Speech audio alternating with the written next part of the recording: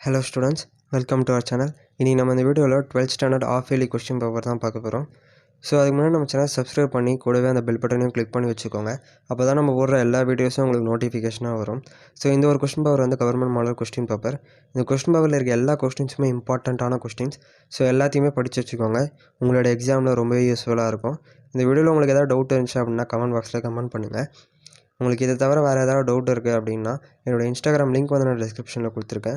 என்னோடய இன்ஸ்டாகிராமில் நீங்கள் மெசேஜ் பண்ணி கேட்டுக்கலாம்.